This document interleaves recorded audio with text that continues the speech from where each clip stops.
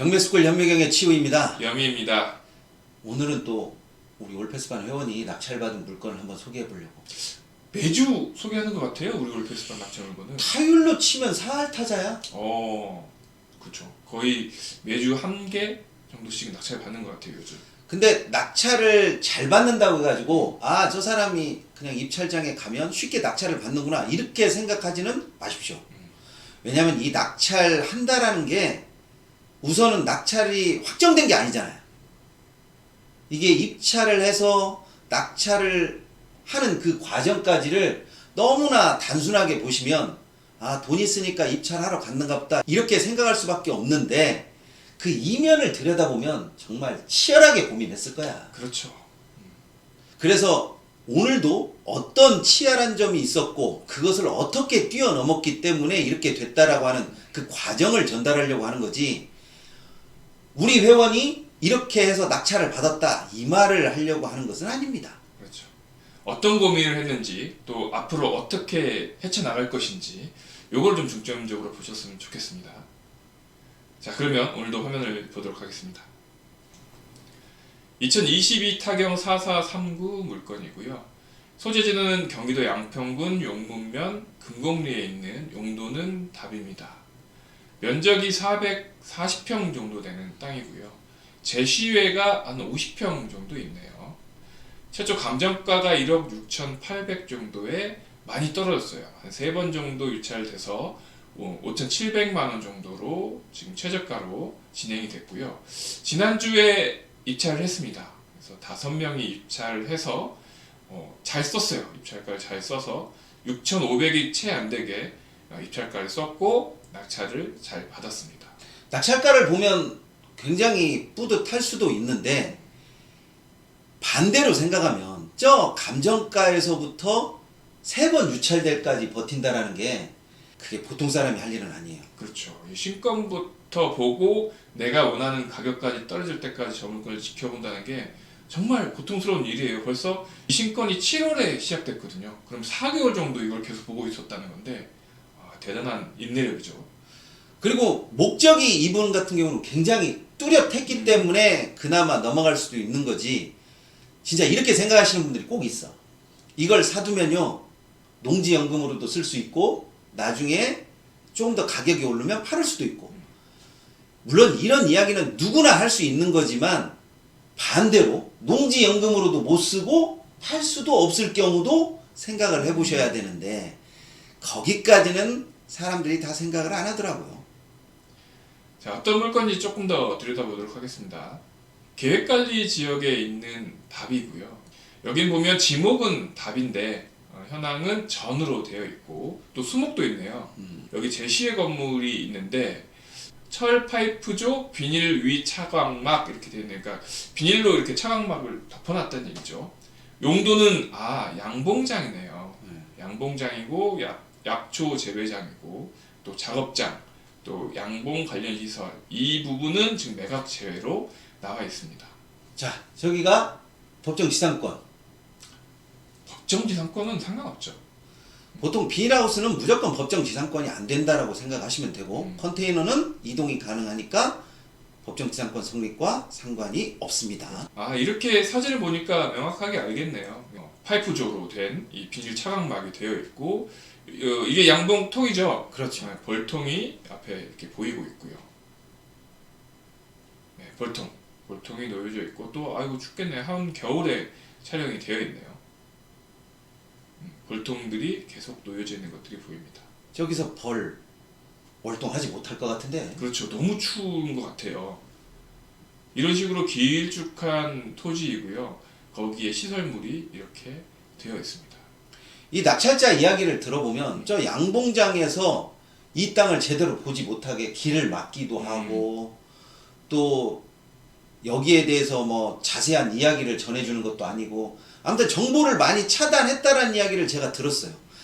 그 이야기를 들었다라는 이야기는 우리가 뒤바꿔서 얘기하면 저 양봉장에 있는 사람이 저걸 입찰하려고 하나 이 생각을 할 수도 있지만, 반대로 생각하면 저 토지가 그만큼 저렴하거나 아니면 돈이 된다는 얘기야. 그렇죠. 그리고 이 양봉 주인 입장에서도 본인이 이 설치해 놓은 저 시설물을 땅 주인과의 협상을 유리하게 하려고 미리 또 그렇게 하는 경우도 있죠.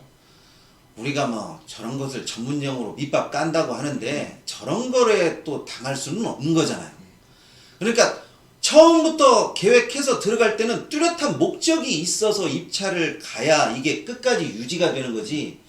이럴까 저럴까 생각이 많아지면 진짜 입찰장에 가서도 이럴까 저럴까 얼마를 쓸까 더 높일까 더 떨어뜨릴까 이 생각을 하기 때문에 정말 스트레스가 장난이 아니죠. 그렇죠.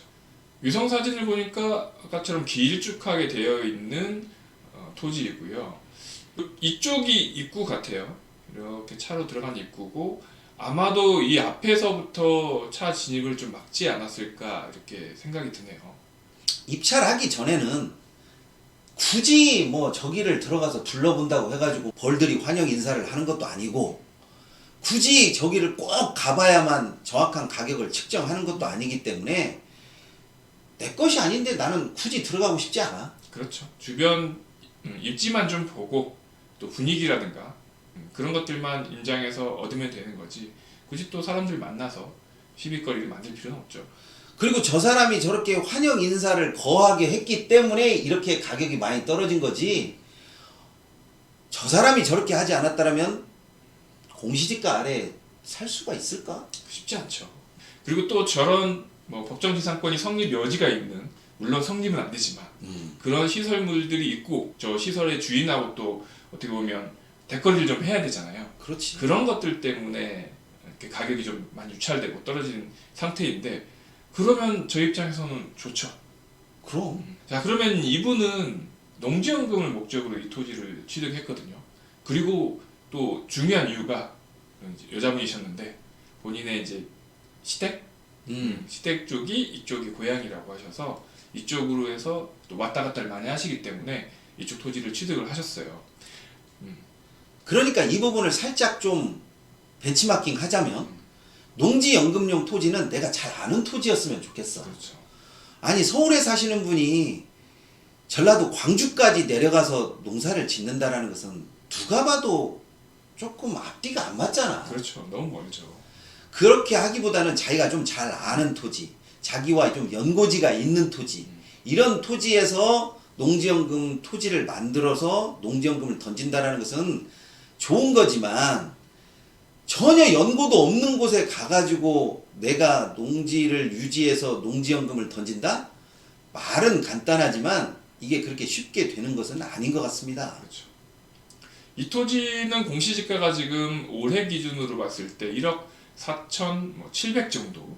내년 되면 다시 오르겠죠. 이 정도 가격으로 오를 거니까 내년 되면 더 높게 공시지가가 잡힐 건데 이 공시지가의 반도 안 되는 가격에 낙찰을 받았거든요. 그러면 일단은 뭐 땡큐인데 이 가격 산정하는 것이 사람들이 떨어지면 계속 떨어질 것 같고 또 어느 정도 분위기가 좀 타고 있다라고 생각하면 훌쩍 전회차를 넘기는 경우도 있는데 이거는 진짜 마음 대비를 탄탄히 한 거야. 그렇죠. 그리고 농지연금을 신청하려면 농업인이 일단 돼야 되잖아요. 그렇지. 그리고 영농경력을 5년 써야 되는데 남들이 봤을 때는 저 양봉장 저 시설물이 어떻게 보면 혐오시설? 또는 내가 이 토지를 취득하는데 좀 불편한 시설? 이렇게 될 수 있는데 농지연금을 목적으로 한다. 또 농업인이 되는 것을 목적으로 한다. 그러면 오히려 더 좋을 수도 있어요. 이 농업인이 되는 요건 중에서 꿀벌 10군 이상을 키우게 되면 그것도 농업인으로 인정이 됩니다. 현재 현미경에서 가장 인기 있는 영농수단이 양봉 그렇죠. 그리고 곤충 이쯤 되다 보니까 굳이 작물을 심어서 또 비닐하우스를 만들어서 하는 그런 생각은 조금 많이 사라졌는데 그래도 거기에 함몰되어 있는 그런 분들이 종종 튀어나와서 어떤 작물이 좋냐고 자꾸 물어보시는데 키우고 싶은 거 그냥 키우시면 됩니다. 그렇죠. 그래서 생각을 좀 달리 하면 여기에서 영농경력을 저 양복으로 5년 이상 쌓고 또 농지연금을 신청할 때는 시설물을 철거하고 농지로 만들어서 농지연금 신청을 하게 되면 그때쯤 되면 공시지가는 이거보다 훨씬 더 높게 될 거니까 낙찰가하고 대비해서 보면 아주 좋은 수익률로 해서 돌아오게 되는 거죠. 그래서 너무나 이 경매 물건을 볼 때 현상에 매몰되지 않았으면 좋겠어.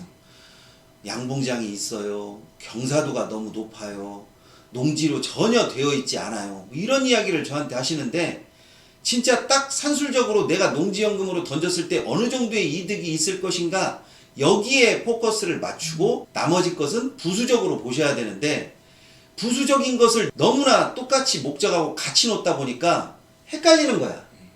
내가 정말로 농지연금을 던지려고 하는 것인지 아니면 영농 경력을 쌓으려고 하는 것인지 시세 차익을 원하려고 하는 것인지 이 부분에 있어서 헷갈리다 보니까 대부분의 사람들이 입찰장을 가기도 전에 포기를 하는 경우가 아주 많습니다.